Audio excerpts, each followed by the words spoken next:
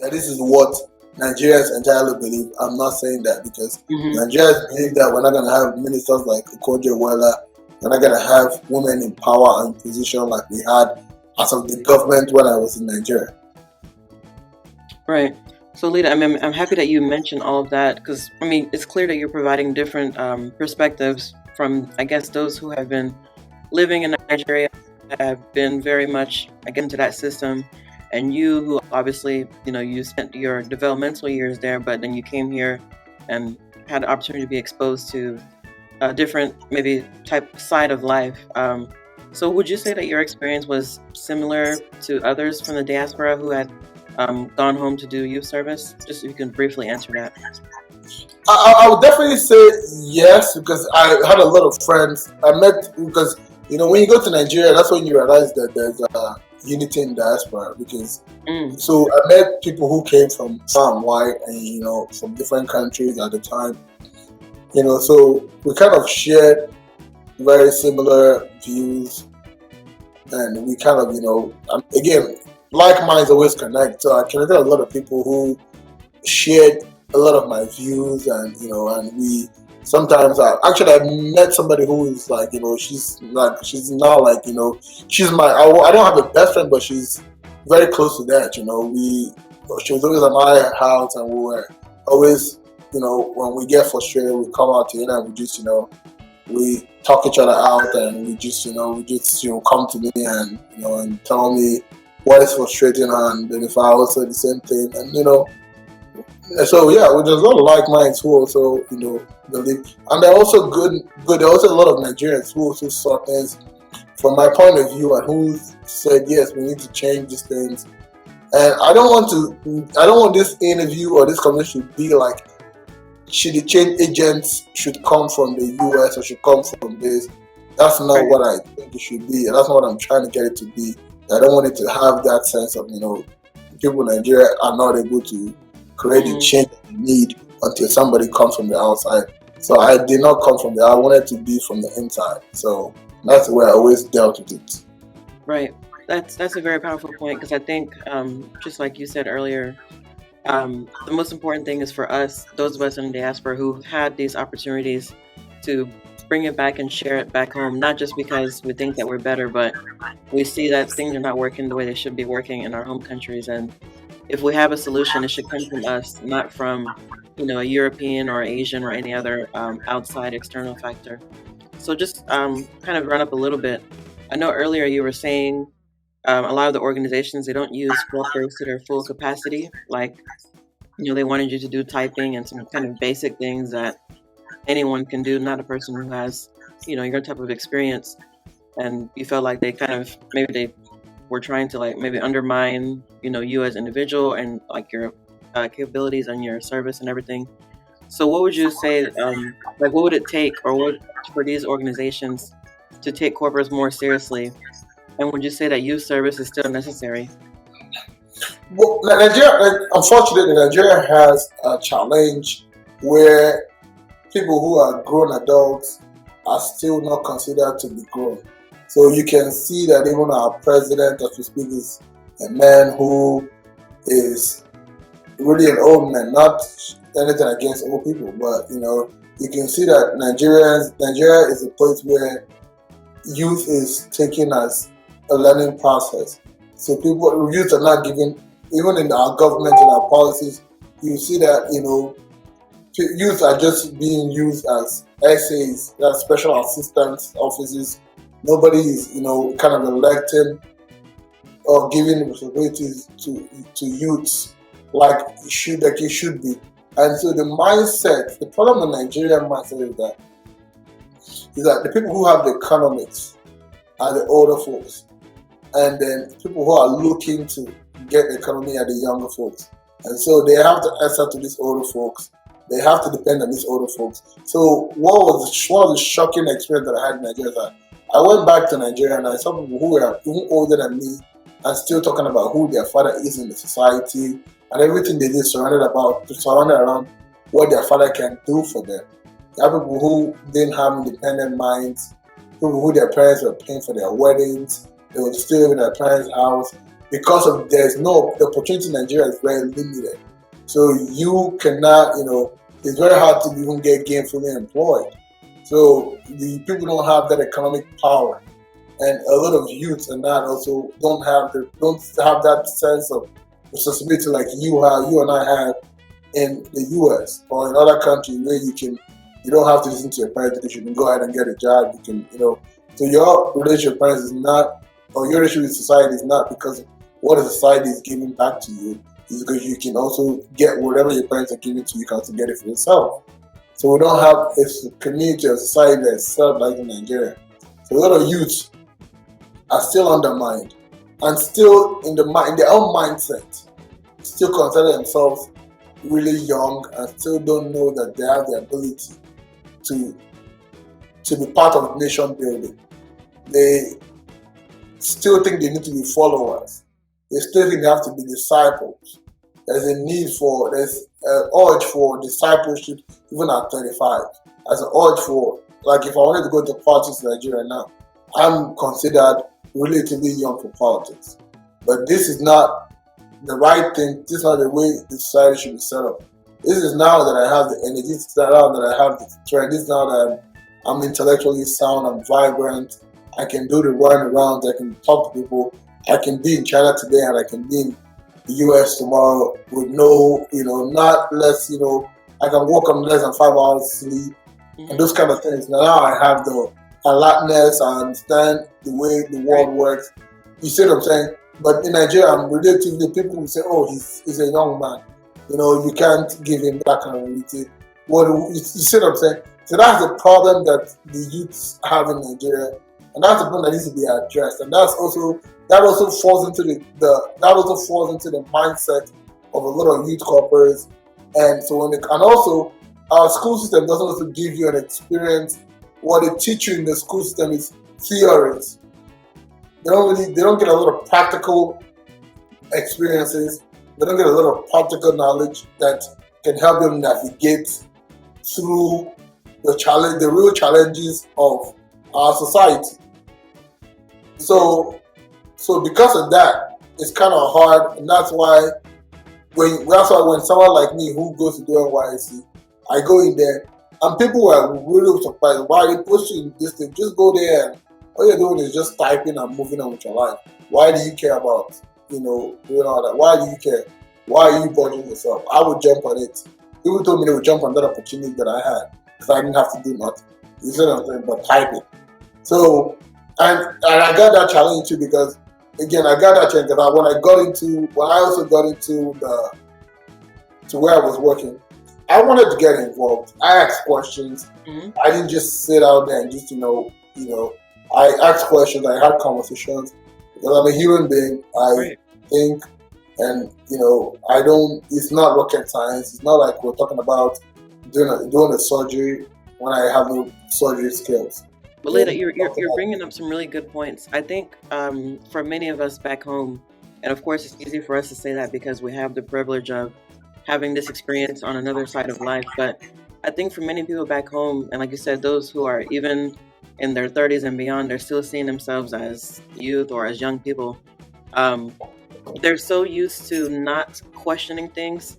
They take things at face value, whatever their senior director or whoever they believe to be, like the Oga or some other kind of big madam or, whoever they see as like, I guess, an authority figure, their answer is final and there's no questioning. There's no, I don't know. Why is that? Like, why do people feel they can't ask questions or they just leave things as it is and say, okay, well, let's just manage it.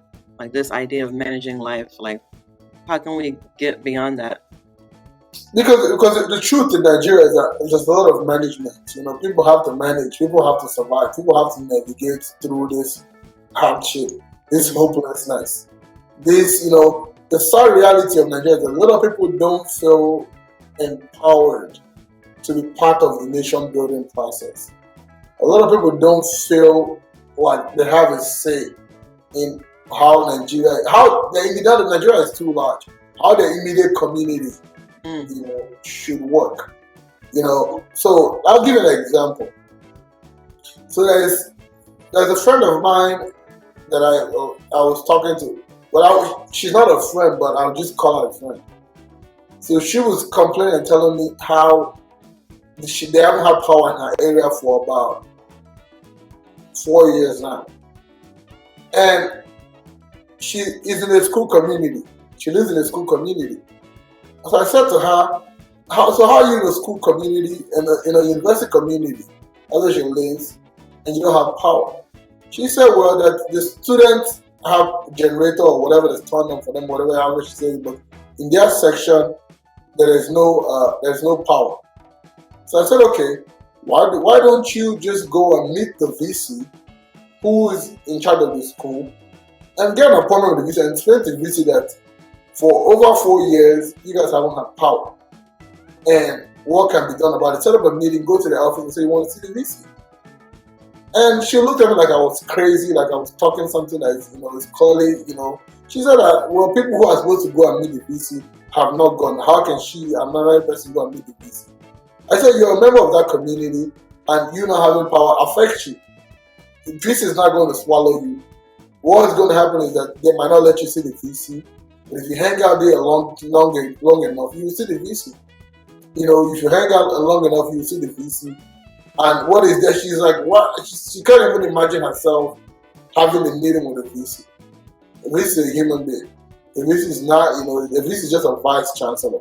It's just like you going to UNCC and there's a problem in the UNCC community, and I tell you to go and meet, the dean or the president of the school of UNCC. And then you're telling me that all you have to do is go to the office and set up an appointment. The secretary will talk to you. So what do you talk about? We're talking about real issues that are affecting our community. And then you sit down and have this conversation. This now tells you, this is what our challenge is, and this is what's going on. This is why we don't have power here. We're going to write the state government. We're going to local government chairman. But that process has started. That conversation has started. But she said that she is not going to go do it because it's not in her place to do that. That it is her parents or people who are older than her or who have more stake in the community are the ones to go and have that kind of conversation. But I think that the people have to feel like they're stakeholders in the community that they live in to be able to effect change. We have gone out on the streets here and we have done stuff. We have written petitions. We have talked to the people in offices. We have been part of. We have put our voices and been part of the conversations that go on in our community, in our respective communities, even in Charlotte, where we've lived and stuff like that. I feel like Nigerians also have to begin to see themselves as stakeholders of their community. And that way, collectively, they can be able to effect change and they can be able to, say, you know what, I'm going to rise up and I'm going to get 200 people to with me and we're going to go here and we're going to elect the kind of people we want in this community. Right. Because we did that, the person we elected is going to be accountable to us because we naturally went together and build that cohesion and brought people together and this is what we want. And that person will have no choice because he has the power of the people that brought him into office or made it something, that's pretty much. I'll keep it at that. Okay. Actually, I want to bring something up because I just got reminded of it. So, as we all know, at the beginning of the pandemic, we saw lots of social justice and social movements and people kind of taking on these types of conversations about, how people are being treated, race, ethnic, different things like that, social issues, both here and abroad. And I think for those in our home countries, they saw like how we interacted with, I guess, the system and with George Floyd and everything else that was happening at that time. So would you say in some way or the other, the way that the diaspora responds to issues in the U.S. or wherever we are based in the diaspora, does that affect the way those back home kind of respond as well? Like, in other words, let me better rephrase that. If we speak up about issues affecting us here, wherever we are in the diaspora, does that somehow encourage those back home to speak up for themselves as well, like with the NSARS and other movements? I think that the world is a global village, like people would say. So whatever happens in any part of the world, affects the whole people. I mean, everyone is aware of what's going on, right? So even with the Black Lives Matter movement, we saw how we went to the streets and we made our voices known, and we made it clear that it is not right for Black people in the 21st century to be treated like animals. And it was very clear, what we wanted, and we want an equitable society that works for everybody in America. It doesn't matter what race you are or what your gender or whatever it is. So we made it clear, and it was very clear. And I think that that's the same template that also played out in the Nigerian police brutality. But Black Lives Matter is also stemmed up from the police brutality that, when Black people get an encounter with the police, they could end up being body bags. And that is the problem that America is still trying to figure out. But we cannot sit down and just, let America figure it out itself. We got involved to the point where even the president at that point set up a meeting, set up an organization where they have the sheriffs and the police and the public, and the Black community to figure out the best way to make sure that these guys are well trained, and they say that because a lot of them say that it's stemmed out of fear of wanting to get home after work, and because it's not easy to be a cop in a militarized state like America, where everyone carries arms and stuff like that. So there's the relationships are still getting worked on, still getting built upon, and now the police officers in America kind of understand that people are not going to be killed and nothing will happen. You can see the case of George Floyd, right? You can see how it was made national news. You can see, I think he's even been convicted. The officer, I think he has been convicted and correct in the sentence already. I believe so. Mm-hmm. So these are how people's voices are heard, and the next person coming along as a police officer is going to be very cautious of not getting, of the results that came out. Now, shifting gears, the NSAS is also, SARS is a police unit, special police unit of police force in the Nigerian police. And they often harass young people who they, because of you're dressed well, or because you are, they kind of want to harass you, and they want to, get money out of you. And from what I hear, they end up killing these youths just for nothing, and no justice is brought. They kill you and throw your body in the back, and nobody, and your family keeps going to the police station and looking for you, and they keep giving around, and before you know it, the family gives up. That is what happens in Nigerian NSAS. And even myself, I've had an encounter with them before in Nigeria, and so they saw me. I was, I guess, I just come up from the US. I just did my NYC as well, and they took my phone and they went into my phone, checked in my pictures, looked at it. They actually thought I was doing 419. I was clientele, and they even saw, because when I used to work, I quit my job, so I exchanged contacts with my co-workers and all that kind of stuff. They saw all the contacts of my co-workers and everything. They were asking me, who's this, who's that, who's this name, who's that name, blah, blah, blah. They kind of pretty much invaded my privacy. They went and looked through my messages, they looked through my text messages, they looked through my pictures on my phone, and all kinds of stuff. Just because they saw me, I don't know what it was. Maybe I was dressed. I don't know. I don't know how I was dressed, but pretty much to them, I looked like a 419 or somebody who was, into some kind of illegitimate business at that point or whatever. Or I was just a victim, but they just thought they could, they've seen somebody who they can get money out of, Right. So, but again, unfortunately for me, they found out that they were dealing with the wrong person, and it wasn't easy. We tussled and talked, and it was people. And fortunately for me, somebody who knew me was walking by and said to them, this is my sister's friend. This is Chili's brother. And they came in and they were there. We were talking to them in the car with me, and they gave back my phone, and I went about my business. So now, NSAS, when they see you with a laptop, or they see you with a phone or something that is nice, they assume that you're into something fraudulent or whatever, and that's just how they kind of make some of their money. And when they hold you there, they collect money from you, and and sometimes they end up killing their victims.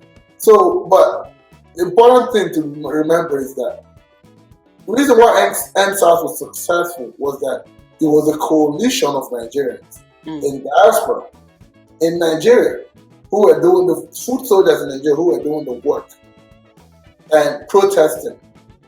And it was now the people who were in diaspora funding the protests. Because, again, another problem in Nigeria is an economic problem. People cannot afford to protest for 3 days because guess what? They're going to go hungry.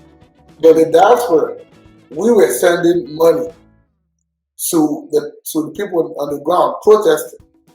And so they were able to provide food and different things, entertainment, to keep them there for that as long as they were there. That's one of the success. That's one of the things that made it successful. And that's why the government even tried to close their accounts. And then when the government figured they couldn't close that, switched to Bitcoin. And while we protested in Nigeria, we also protested in Charlotte. We had, a lot of people come out in Charlotte, and that's how the protest also was happening across the country, across the world, in all parts of the country, in solidarity to the cause. And we got the attention of the Nigerian government, and we got the attention of the world. And the Nigerian government didn't have a choice but to engage. Right. They engaged the people, but the protesters didn't want to end at just end protesters. They wanted to end bad government. So the government said, we're going to meet your demands, and they talked about meeting the demands of the protesters, but we wanted to go a step further to address the problems of Nigeria. And that's when the government realized that, you know what, if we continue this way, we're not going to keep doing it as usual. And at the end of the night, they turned off the light and they shot innocent protesters. And that's where it ended. But you see, the problem is this. If when they shot those people and Nigerian youths went back again and continued to protest and demand, they're not going to, the Nigerian soldiers don't have enough guns to kill all Nigerians. Right. You know what I'm saying? I mean, people will say, why are you not there? Why are you preaching people to go when they're killing people? I feel like, I have protested in Nigeria. I protested in the subsidies thing. I have protested in Nigeria. So it's not, and when I was protesting, everyone was asking, are you crazy? How come you come from the US and you're in Nigeria? What if you get shot? What if a stray bullet kills you? I'll be one more body gun, no big deal. Like I said, even for black people to be able to vote, live their life in America, and even to have the opportunity to fight for their human rights, or even fight police brutality, for black people to be able to do that, the lives were lost. They didn't hand it to them. You sent dogs and them, they shot them, they killed little children, a whole bunch of atrocities was committed, but people stuck to their guns and believed in their fight and continued to fight. And we're continuing fighting till the chains are being broken. America is not a perfect nation, but America is working towards being something close to that. It is not there yet. But it's because of the fight in the people who believe that their destiny, they can shape their destiny to the kind of country they want to see. Not the kind of country, they don't leave the destiny for people who came before them or people who are going to come ahead of them to create. They want to create that destiny for themselves. And that's what is lacking in Nigeria, because the NSAS was a movement that could have turned Nigeria around, could have changed Nigeria for the better, but just because of the way Nigerians are and Nigerian mindset, they don't believe that they're stakeholders. They don't believe that they have an opportunity to build and create a Nigeria that they want, not the Nigeria that other politicians wanted before they came. That's the challenge. That's what we have, and hopefully we'll be able to move past that mindset, and we will have a mindset that we can get a Nigeria that we want today, not the Nigeria we want tomorrow. Or we're going to our children. We're not going to pass the pattern to our children to continue to fight. We refuse to fight. Yeah, I mean, Leeda, this is something we can definitely talk on for hours, but I just want to round up briefly by asking you, just with your own experience with youth service, if you could just let us know what are maybe one or two things that you would say could be changed and improved, and if you would recommend this as something that other countries, like maybe other African countries or even in the US or other places in the world, should every citizen of each nation have something like a mandatory, even if it's 6 months to a year of service once people graduate from high school, for example? Yeah, I'm sorry, Kiri, that I went that long. When we're talking about Nigeria, it's it's social issues and how we forward. I'm very passionate about it. I can go hours and hours. But I'm sorry that I went, I took that, time for this. But I recommend that every country should set up a youth service program, right? I feel like it is a way, if it's done right, it is a way to get the youth to get that experience and also to get that engagement in the society. It's a way to also expose the countrymen and countrywomen to the nooks and crannies of where they will not ordinarily go, to places where they are not, especially the country that diverse as Nigeria, where you can live in Lagos all your life and you may never need to go to Maiduguri. You may never need to go to the southeast. You may never need to go to Imo State. So it's a way to create that diversity and create, because I feel like with diversity only brings productivity, a good productivity of something that is unique and that is special, right? So because when I bring my perspective from the southeast, from Imo State, you bring your unique perspective from Kaduna State, and someone brings his own from Ogun State. When we come together, the magic that we make is something that is very unique and is well blended to the point where I believe it brings the best idea. I believe in diversity. Right. Because it brings a different perspective, different unique perspective from different groups of people who ordinarily may not interact or may not have the opportunity. And that's the greatness of America. America has a diverse culture, a diverse people, and we bring along diverse solutions. Right. Different problems. I think that's what NYSC can do. Like if it's done right. I mentioned that other countries should implement it if they have the capacity to, but I also believe that it should be done in a way that it empowers. It gives people the ability to take on responsibilities. Not what we're doing in Nigeria, where youth corpers is just like, they're not really giving you that much responsibility. For a lot of people, it's just something they look forward to. Right. You go and just interact, but you want to give people, give them a sense of nationalism. Usually, should be a sense of nationalism, a sense of, what can we do for our country? How can we participate? How can we be stakeholders? That's what I think it should be. And that would be my advice. That would be that's what I think it can be. That's what I think it can be. But for it to be improved, a lot of work needs to be done. You have to be very creative. You have to bring in private stakeholders, the people like, the MTNs, Globalcom, the big banks, and let them kind of sponsor and make sure that these youth corpers is getting some kind of, their welfare is taken care of. So you're not doing something and what about your welfare? So that is what I think. But again, I will leave it at that. Yeah. So Leeda, I guess just to kind of round up a little bit, what would you say that you learned about yourself in the process of your service to your home country, Nigeria? And what would you recommend for those of us in the diaspora who might be considering doing something like youth service as a way to give back? And if you don't think that it's a good idea, what are some other things that you think we can do to help our home countries? Well, what I learned about myself was it helped me know that I can adapt in different situations, right? Mm-hmm. And it gave me also, I've always kind of created communities wherever I live. I've always kind of tried to bring in, a group of people that are change agents. So I've always questioned status quo. I've always been involved in politics in the US.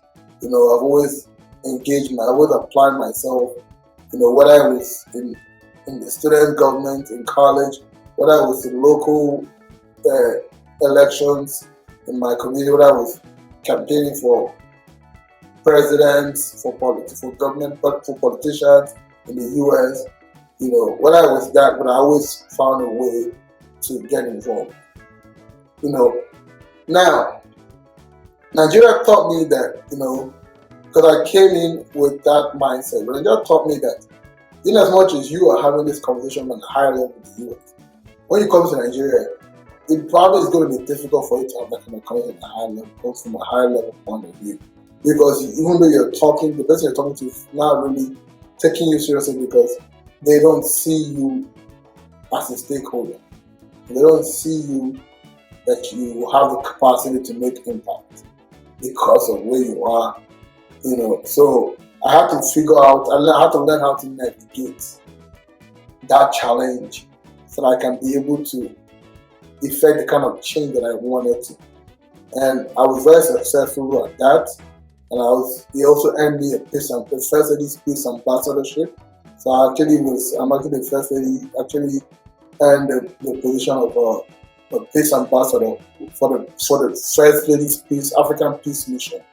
So that was through the engagement that I was doing in the community, getting involved and those things, but in a different terrain. Like the US, where I was used to how you can just go and say, hey, my name is Leeda, and you're taking on face value, you're having these conversations. But Nigeria is a different, and you have to see what kind of car you put in with first. You have to see what kind of handset you have, what kind of phone you have, what kind of wristwatch you're wearing, how do you smell, how many degrees do you have, how much money do you have, or what's your title, and those kind of things. So I had to learn how to navigate. So I learned how to navigate through different systems, opposed to being just in your comfort zone, and that also helped me. In Nigeria, I went to Botswana, and I went to Botswana for 18 months. After that, I went to Budapest. So Nigeria experience kind of got me prepared for moving around in different terrains. And so I learned that, that I can survive anywhere, as long as you have the right mind, as long as you have the right mindset, yes, I can survive anywhere. And I will advise people on the second question you asked about.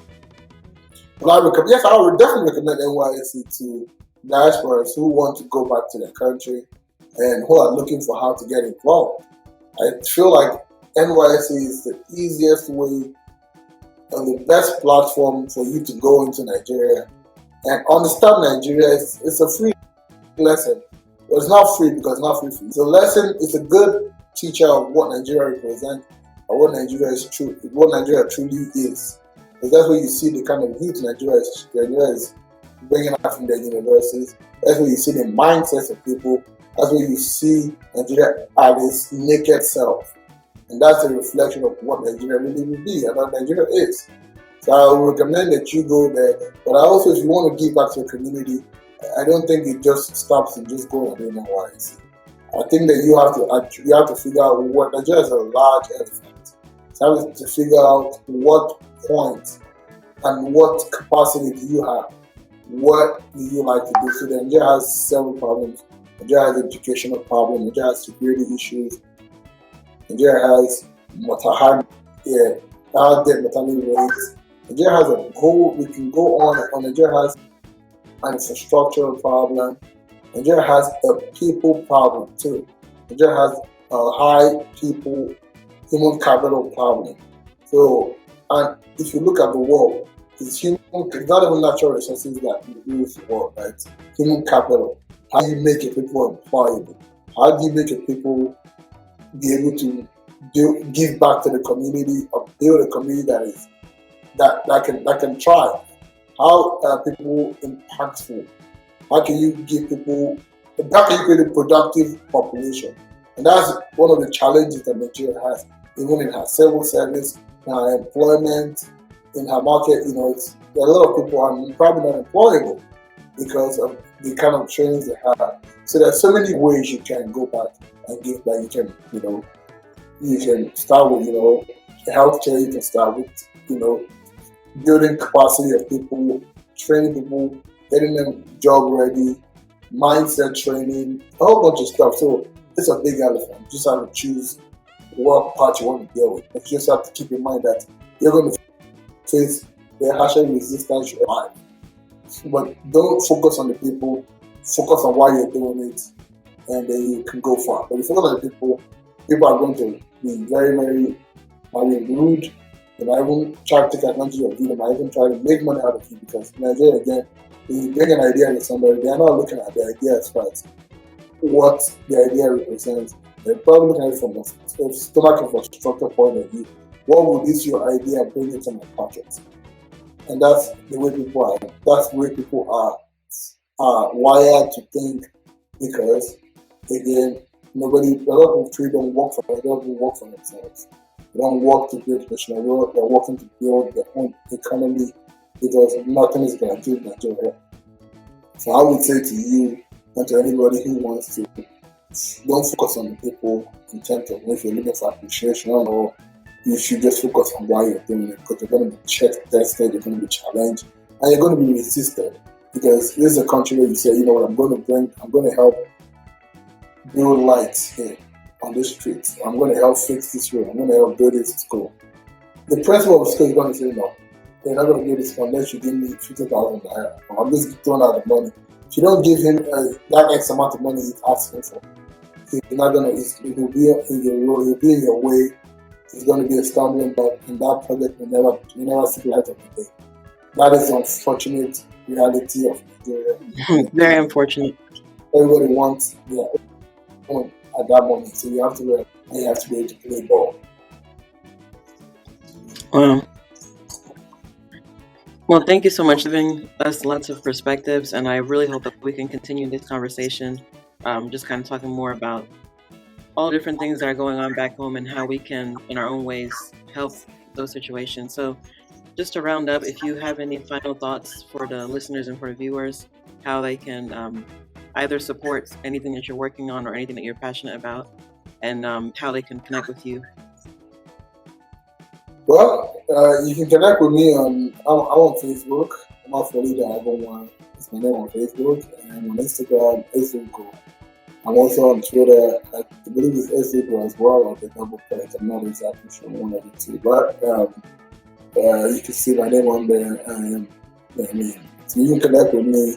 I'm always interested in talking to people who are passionate about making a difference, about leaving their fingerprints in the signs of progress, in terms of pushing the country and the people forward.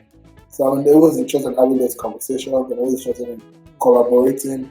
I've done a lot of work in community building. I've done a lot of work, in pushing a good community and making sure that our lives are better off today or yesterday. And I believe that the destiny we hold the destiny of our future. It's not anybody's hand but in our hands. So I believe that we can all collaborate, and I believe that one person cannot solve all of them. But I believe that everybody comes together and starts to solve different problems at different times. Before we know it, we have lesser problems. So I am always happy to collaborate, always happy to have conversations with whoever is interested. And I would say to you, whatever you're doing, keep doing what you're doing. And, we're going to keep moving forward and keep doing what you're doing.